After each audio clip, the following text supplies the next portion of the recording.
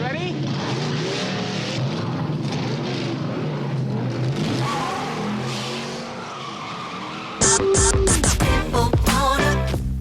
When it comes to porn, are you stuck, spinning out, or slipping backwards in your life?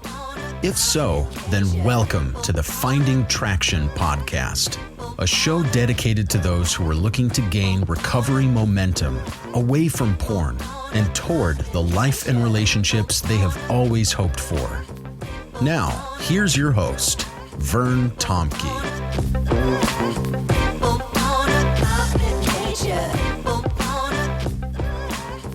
Well, last podcast episode on Finding Traction, I did a podcast called 6 Recovery Approaches Bound to Fail. And I made the comment that these I see in place sometimes with guys, even guys that are in groups. And I was thinking about this. I thought, you know what? I would love to get somebody else's opinion. And so I reached out to the most experienced porn recovery coach that I know, none other than the man, the myth, the legend, Matt Dobscheutz. So welcome aboard, Matt. Wow, the man, the myth, the legend. Absolutely. That's a big thing to come behind. It is. I don't know what the myth part is. What's the myth? What was I don't know. I remembered that from your podcast. Was it what did I get wrong? The bad is it from the end of the podcast? Yes. Yeah. Wait, hold on. I think I have it here. Now I would just like to introduce y'all to the man, the myth, the legend. Yes. That's right. I was right. Oh, you forgot about the MVP front runner. That's right. Oh, I'm so sorry. Oh, I love that. Well, last episode I called it 6 Recovery Approaches Bound to Fail. And I was thinking about what to call this one. And my first thought was, since you're on a podcast with me, I could simply call this podcast Misery Loves Company, because you and me both cheer for football teams that are out and out dumpster fires. And so I thought Misery Loves Company, bring on somebody else who knows my pain. So would that be accurate, Matt? I don't know what you're talking about. The Bears are who we thought they were. Well, I've decided. I've turned the page. I'm ready for 2025. Oh my goodness, I feel that way as well. You used to always ask when we do our annual football podcast, who else could you cheer for me? And I've always resisted that question. I have an answer for you this time. Don't say the Detroit Lions.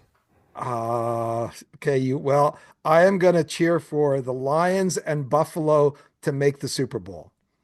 And I cheer for Buffalo to win, but that's my new heart, my new heart attachment, half a heart, just not the Eagles or the Chiefs. So I don't know. Have you truly turned the page, or is there any love for anybody left in that dark heart of yours? I don't know. I mean, I made the fantasy football playoffs with my son. We're co-managing a team. Okay. So I'm finding myself watching for fantasy value. Okay.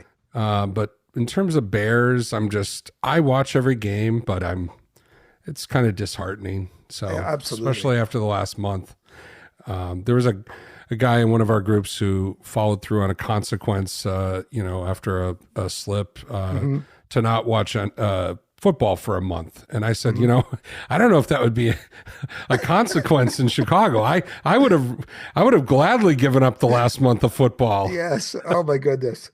Well, to build a really bad segue here, disheartening. I think from, both you and me work, we help guys walk away from porn towards a better life. What is disheartening is to see guys, even sometimes guys who've joined our groups, and they're not able to turn a corner on their history with porn, the embedded use of porn in their lives. And like me, I'm sure you have wrestled with this to go, okay, how do I help guys that are having a failure to thrive to use that example? So I had six reasons, and I would love to throw them by you and get your takes on them. And then maybe you have some additional ones. Let's try that out. Are you good for that? Yeah, absolutely. I listened to the podcast, and anyone who does the kind of work we do, anyone who's a practitioner, and when I say practitioner, meaning practically working with people, has to wrestle with this question. What do you do for someone who just isn't getting the results that they say they want? They've kind of bought in. They said, I want recovery. I want to change my relationship with porn. And yet they keep making the same choices over and over. And it's a challenge. And if you're a coach and you get your identity from the results people get, you're going to have a really hard time, because this work, there's a certain amount of relapses, even with strong guys. And then there's a lot of guys who don't even get to that really recovered state. They're not, it's hard to call it a relapse. It's more like just problematic porn use, but it's in the guise of I'm going to a group. Right. And so I should be in recovery, but really it's still sort of the same patterns, just maybe slightly they have incorporated a little more transparency in their life, but they really haven't gotten to a recovered state. So I think it's one of those challenges too. And, I did this on my podcast last week. Someone asked me, what's the success of your coaching? Meaning like, they want they want kind of this sense of, 80% of men who are on Lexapro get better, or that kind of thing, or 40% of people on Hinge find their future partner. Exactly. They want that kind of thing. And really this is a behavioral addiction, and it's a habit. And so it's about like, can anyone change their habits? I completely believe that. Yeah. Do people change their habits? Some do and some don't. Right. Well, and because we care. I mean, we wouldn't do this if we were uncaring people. And so it's part of our desire is to help people. And we, not just from an insecure place as a coach, but we really do care for the people and the pain they're going through.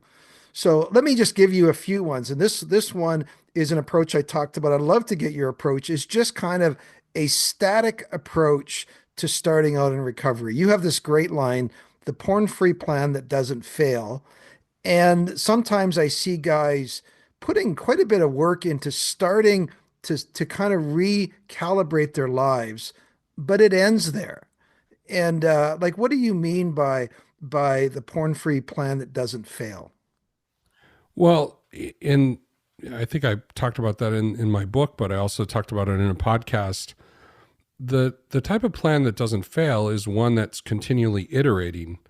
And where continual improvement is part of the plan. It's review and improvement is part of the plan.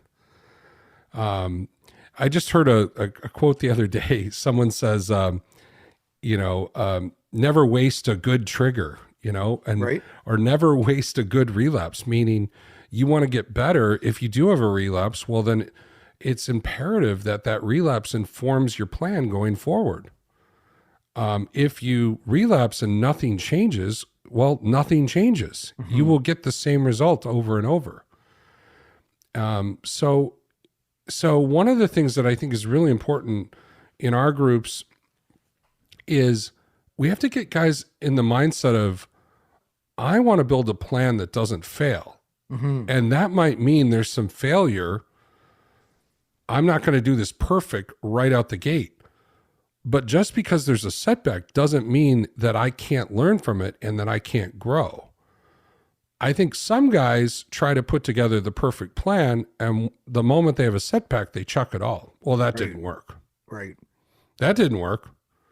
Well, what other, I was thinking about this the other day. What other complex systems where we want to try to learn new tools and habits, what of those things come easy? Like, let's say you wanted to learn to play guitar. Right. Well, how much work is it going to take to really learn to play guitar in a proficient fashion?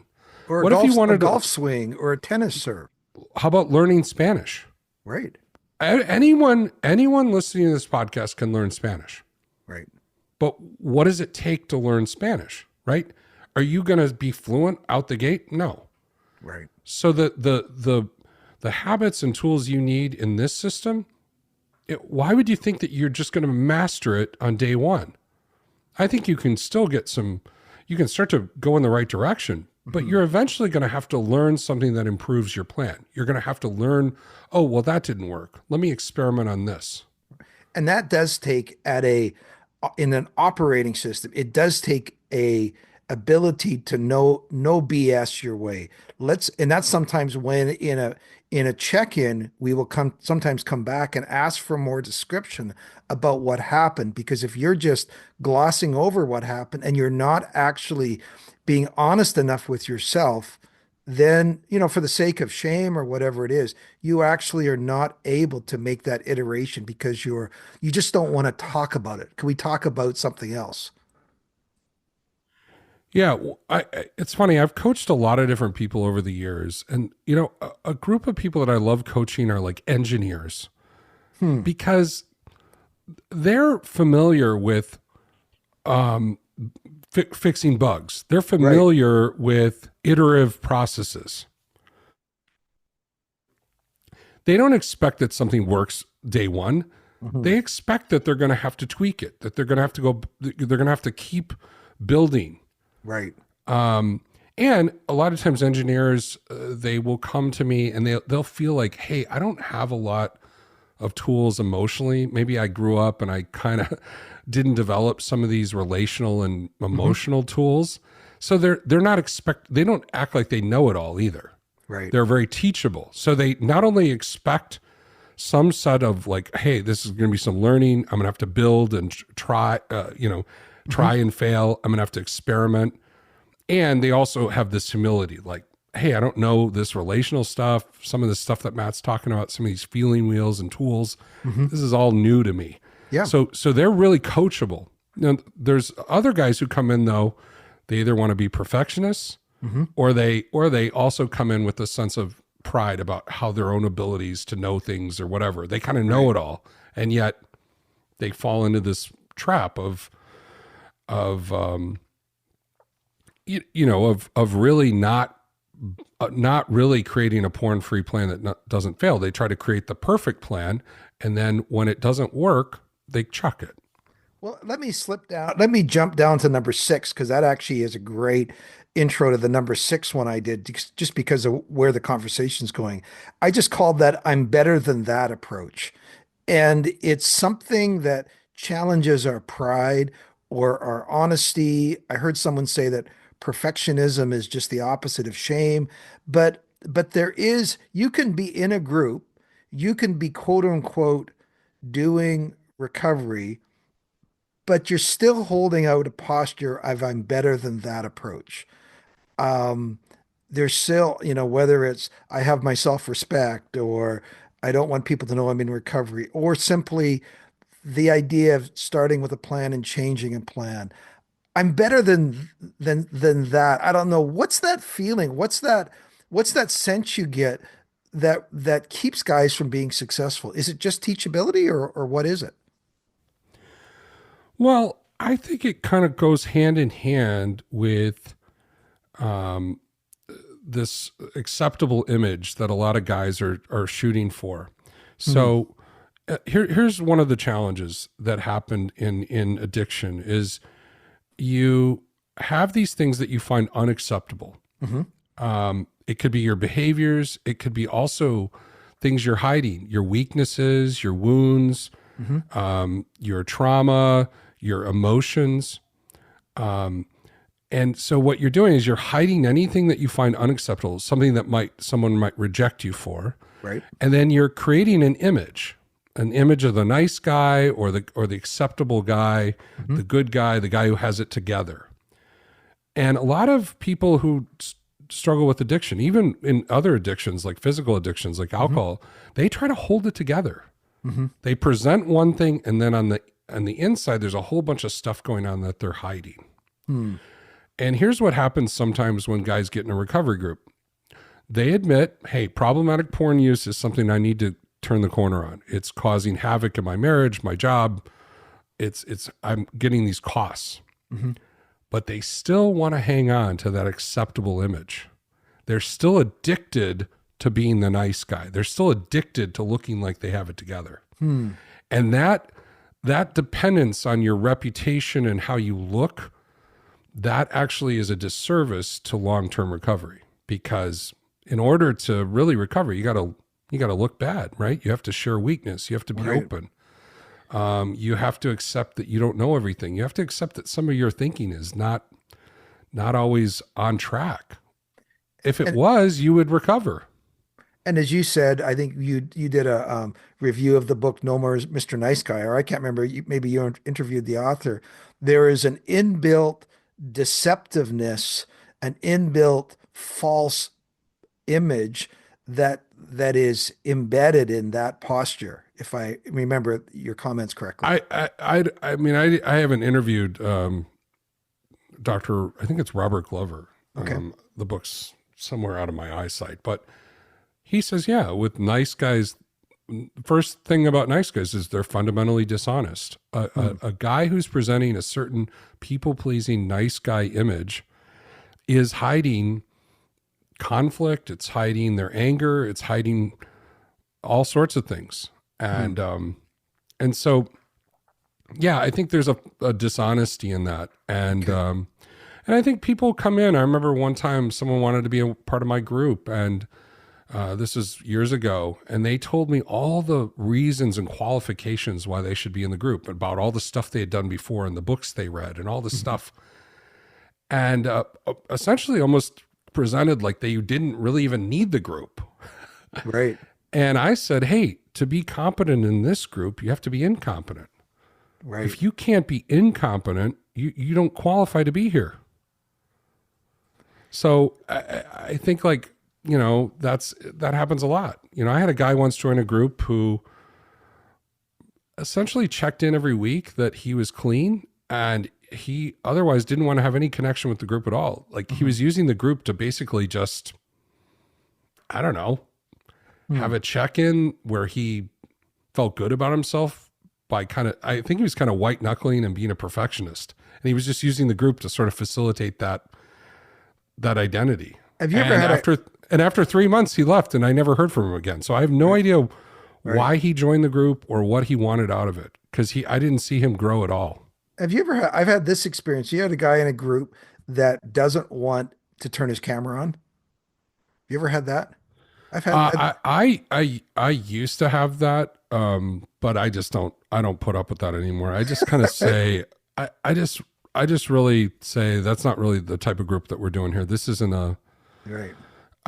There's too much of that online with Reddit and NoFap and some of those forums. It's like people have fake names, and right. I don't have any energy for that at all. And people all the time fill out our forms and use fake names, and I'll go, yeah, I'd like to talk to Jeremy, and then, you know, he'll come on camera and go, my name's actually Bryant or something completely different. And I'm like, what is your name? I don't even know. Like, and he'll come to group, and I'm like, what's his name again? Like, I don't even remember his real name. Well, maybe there's only one time a guy I knew had a significant career and identity with his real name. Okay. And to be known in this space, like recovering from porn and some other stuff, there would be a challenge to use his own name. Okay. And so he had a name. I knew his real name. He was honest about that, but it made sense. Yeah. It totally made sense why he had it. But otherwise, most people, yeah, come on camera. Everyone's invested in being in this group. Everyone has something to lose. It wasn't Matt Gaetz. I'm just okay. That's a Canadian. Edit that out. All righty, there we go. Okay, we'll have to decide. You keep that for my American audience. That's the what is it? The thoughts and opinions of Vern Tomke, a Canadian citizen. Yes, have no bearing on the have no bearing. There we go. By the way, I did say, I don't know if I put this in a text to you, but I did say the biggest reaction I had to last week's episode was how you pronounce the word progress and process. Is there a problem with that? Well, yeah, there's a right way to pronounce it, and then there's the Canadian way. Got it. Oh, I'm going to go with the King's English, but we will leave that. I can't even say it like you. Progress. Process. Okay, I'm gonna. Oh my goodness! All right, moving on. Before this, trust the process. Process. Is that what they say Yes. before Canadian football games? We trust the process. Exactly. Oh man, you're horrible. Okay, you're last time we do it. Yeah. Okay, here's the next one. I've seen this one a lot. The inch by inch approach. This is like, say, for example, take somebody who struggles with alcohol. They go, okay, well, I got to quit drinking on the weekdays. I'm going to cut back to the weekends, and then I'm going to cut back on hard liquor or just drink beer. Well, I'm going to cut back on beer and just drink light beer. And so I see this with guys that are trying to inch their way to recovery. They're like, okay, I have a problem with Instagram, so maybe I'll try it with a time limit. Whenever I hear that in a group, they're inching their way to recovery as opposed to something like, I'm just going to go for it. I'm just going to completely create a free space in my mind. And then, like, I always find that problematic. What are your thoughts on that? You know, in the big book of Alcoholics Anonymous, and I might be quoting this out of context, so if there's some 12-stepper listening, you can send your emails to Vern if this is wrong. But there's a phrase, half measures availed us nothing. Right. Meaning like a half measure, like just really doesn't get you anywhere.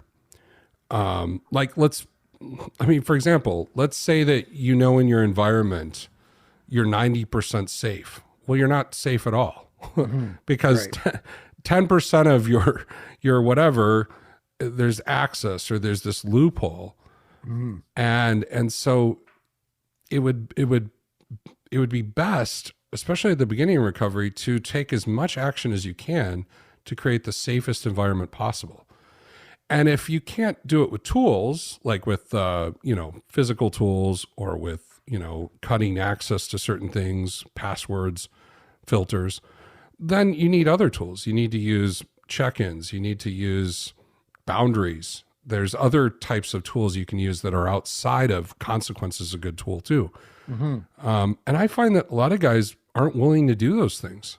I had someone the other day, I said he had a significant relapse, and I said, I noticed, other guys in our group use the consequence tool. That means in part of your plan, you determine, if I have a relapse, I'm going to follow through on a pre-commitment to something, either, and sometimes people take this a little too far, but it shouldn't be something punitive, but it should be something that is penitent, something that like kind of reminds you, hey, I crossed a boundary that I set for myself. So, I remember for me, one of the ones I had was doing the dishes for 30 days. It served my wife, it served my family, but it also was a good time for me, doing dishes for 30 days to go, wow, I purposely thought of a way to act out, and then I was deceptive. I went down to my computer, I did X, Y, and Z. I lied about it. And then I came clean, and this is kind of what I'm going to do to walk this out. And it's a penitent consequence. And, what's interesting is you do that a few times, you realize the next time that you're kind of tempted to go down to the basement and go off your plan, you go, wait, I don't know if I want to do dishes for 30 days, or I don't know if I want to follow through on this. And just in that moment, it's a deterrent. Right. Because it's predetermined. But I talked to someone recently at a relapse. They go, I noticed you never have a consequence. Is that something that you might want to try? Oh, those don't work for me. I'm like, okay. So I guess that tool's off the menu. Right. Well, what other tools could you use? Well, I don't know. I guess. So what end up people do, the tool people use is, well, in the moment, I want to make the right decision. And that tool fails a lot. Right. Yeah. If you and I would be rich as coaches, if we could teach people to make the right decision 100% of the time. This is the secret to willpower. Yeah. Yeah. It's like, give me $10,000 and I'll teach you how to say no in the moment. And you don't have to do any other work. You don't have to learn any other tools. Yep. I would be rich, but it's not that kind of thing. It's changing habits. It's changing how you relate to things. And so, I think half measures is a big one. You know, the half measure people take the most that I think really hurts them. They're very half-heartedly connecting with people. Hey, Okay. have you had any connection this last week with anybody in the recovery group? Nope. Well, that feels like you're not taking very much You're right. action, right? That's a step that could help you. You potentially should be talking to someone every day, and you didn't talk to anyone in 7 days. Yeah. And I've So said that's to one that people, that's one that people drop the ball on all the time. They might even have an elaborate plan, and yet they don't connect with anybody. And I said to guys, if until you get to 30 days clean, I want you to call somebody every day. Just start with that. The one simple little rule, right? Well, and kind of a hybrid of that is the rule that, I don't know, you guys have Downy fabric softener down there? Is that in the American? We do. Okay. And there's these ads where they're rubbing it against their cheek. They're looking for soft, gentle approach to recovery. They call it the Downy approach. And I don't think, as we try to change 10, 20, 30 years of embedded problematic habits, there is a soft, downy approach. It is going to chafe. Is that part of it, where people are I just want to find something that feels downhill and soft and recovery that I can cuddle with? I'm not sure you're going to find that. I don't know what you think. I don't know. It's interesting. I was listening to that podcast, and you talked about this, and what I would say is a lot of problematic porn use is essentially a crisis of comfort. It's this person has pain in their life, or things that are hard to deal with, emotions that are hard to deal with, and porn is a comfort.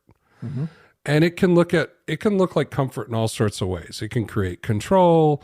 It can create a sense of nurture or affirmation. It can create excitement when we're bored. Yep. So comfort in different ways. So you immediately take that out of someone's life, Right. you're going to experience some level of discomfort. So if you're trying to do recovery and avoiding discomfort, that's going to be really difficult. Now, I think that it does beg a follow-up, which I didn't mention in the last podcast, is we do need to look for other ways of self-care, other ways of providing more healthy ways of good comfort. So there is that too, I think, that we need to add to our plan. So what I would say in your Downy guy, your Downy fabric softener guy, I think the mistaken belief he has kind of brought into the group is he is all for recovery except when it gets uncomfortable. Right. Yes. So what will happen is he'll have a good week because he hasn't had a lot of stressors, and he's done kind of the minimum to connect and kind of followed through. But then the moment something goes off in his life, boom, he's right back, because he needed comfort, and as soon as the pain got bad enough, he went right back. Right. And he will continue to do that until he's willing to face the discomfort.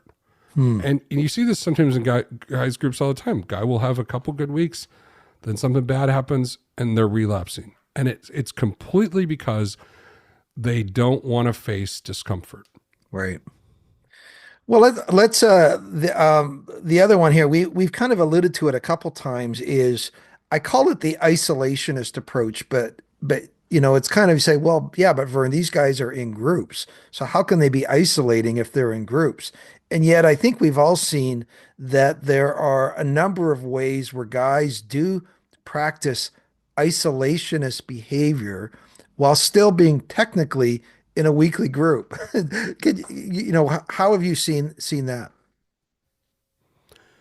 Well, I mean, I think this addiction and problematic porn use thrives in isolation. And so we're very comfortable trying to, a mistaken belief I had is I take care of me. That was one from childhood that I kind of adopted. There were some places I was missed growing up. in my family. There was some stuff that happened, and I just kind of, as a child, came to this idea of, well, I don't know if I can trust that mom and dad are going to meet my needs, so I take care of me. Wow. And when porn came along, porn really, just was like a real great solution. I was talking to someone the other day, a new client, and he was like, porn is such an effective solution, right? It just crowds out everything else, and it just, everything kind of gets quiet and you can just focus in. It's like, and I totally agreed with him. That's how I remembered as a kid. I remember once finding a magazine, and it's like I was transported to another world. Right. Yeah. And I thought, and even though I knew I didn't want porn in my life, even back then as a teenager, I also felt like so lucky that I found this magazine. Right. It was like someone was trying to prank me. Actually, I used to read this tabloid newspaper called the Chicago Sun-Times. When I mean tabloid, it was one of those ones that opens up kind of like a magazine. And I walked to the corner by my house, and 35 cents back then, I bought a Sun-Times to read. I was probably going to check out the sports scores or something. Right. And someone had opened up the mail, or open up the newspaper box, and then put a porn magazine inside the tabloid. So when I pulled out this newspaper, it was like super heavy. I'm like, what the heck? Wow. Is there like an advertisement in here? Yes. And then sure enough, so someone really got me, with that prank. Wow. We could go down all sorts of spiritual rabbit holes with that one, but So anyway, I just remember thinking, I probably had that magazine for a couple of weeks. I ended up getting rid of it at some point when I felt bad and got rid of it. But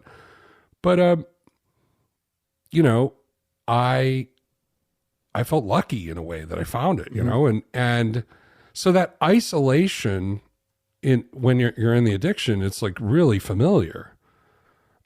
So yeah, you join a group and it doesn't make you all of a sudden be like really connected. You kind of come into the group a little bit like a loner, right? You come out of this thing, and I think sometimes we think if we're just honest or if we show up at the group that will create connection, but connection is actually a proactive thing. It's intentional.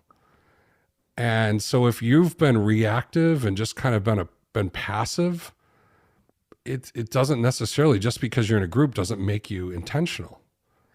And that could be one of the very first skills that we learn in recovery, is the skills of connection. A huge skill towards recovery. And of course, I've had guys who've learned to connect in a group and then taken some of those skills back into their marriage. And their wives are going, since he started with the group, something's changed. He is much better at asking questions, much better at doing those connecting activities. So, but it is a skill. It's something, and originally guys can maybe just use the group as a confessional, or they can use the group as a scorecard when they're doing well, and then they disappear when they don't. Or as you already pointed out, they're only saying, I'm only come here to do my once a week check-in, and not actually take advantage of the fact that not only do I need other people, but the next one is other people need me. And that's the last one I want to touch base, the idea of me, myself, and I approach. You brought this out really well in your question and answer on your podcast with your brother. You talked about people that are just kind of self-focused in recovery. Now, I know we all kind of started this because it was causing us pain, us difficulties, but talk a little bit about the changes you've seen as guys begin to actually ask themselves the question, is there somebody else that I could help? Maybe in this group I could call, maybe somebody I know in my community or somebody that's in my church. Why is that such an effective antidote to guys struggling in recovery? Well, I'll answer that question, but I'll say something that I see quite a bit early when a guy gets in a group. Guy thinks he's coming to the group for his recovery and his recovery alone. And you'll see this occasionally when a guy will send a text and he'll say, hey guys, can't make it tonight. My wife wanted to do something special and go to dinner, and so I'm just going to miss group. And it seems plausible. Like, my wife wanted to do something. My relationship with my wife's important. Mm-hmm. It doesn't matter if I'm not there.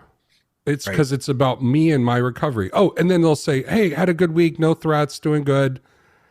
You know, they'll kind of give like that kind of check-in.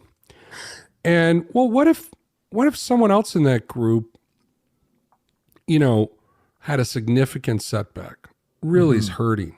Right. And they need that group to come and say, this is what's going on with me. I need help, guys. Well, the guy who blew off group for the date with his wife, he comes back the next week and is like, hey guys, what's up? Sorry, you know, I was not here last week, blah, blah, blah.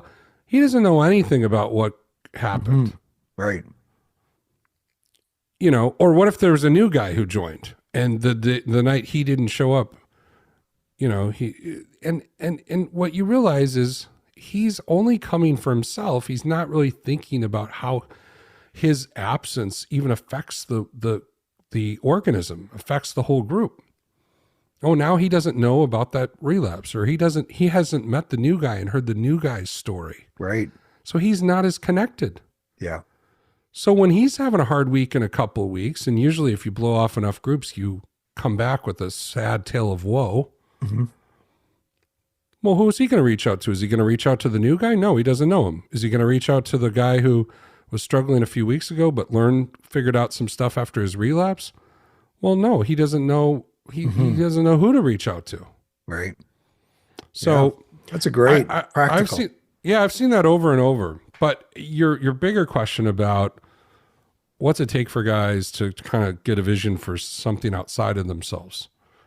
And that's where I think long-term recovery requires that we go outside of ourselves. We kind of come out of our own little prison, as C.S. Lewis would say, and connect meaningfully with others. And when I know a group is working, it's when I see someone reacting to someone else's pain. I remember I was in a group once where a guy shared his story, and I looked to the guy to the left of him, and the guy to the left of him had tears in his eyes, just hearing the story.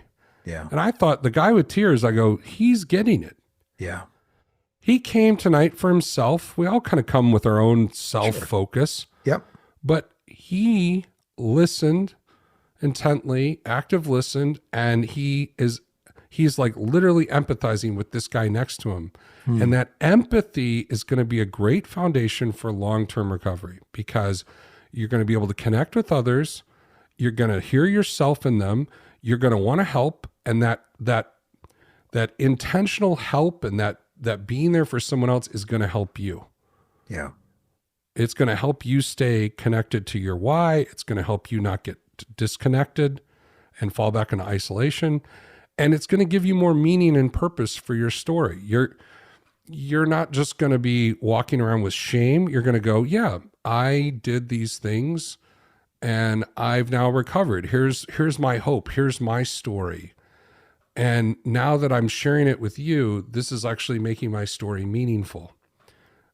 And isn't that what we all want? We want to feel like we have value, we have more meaning. Yeah. And I'm able to now integrate these more shameful parts of my story into this more positive view where, hey, I'm integrated, I'm connected, honest, helping others, and I'm also able to receive from others in a deeper way. I'm not alone anymore. Yeah. Well, all of these different approaches, and I'm sure that we could probably find a few others as well. I want to just say I am so grateful to have you on this podcast to add a whole nother dimension. If it was 2D, now it feels 3D. It's great to have your take on some of these. Again, I want to say thank you, Matt, for that. I know you end all your podcasts with take hope and take action. And I've been kind of wrestling around for a great ending. So I think I'm going to go with something like trust the process.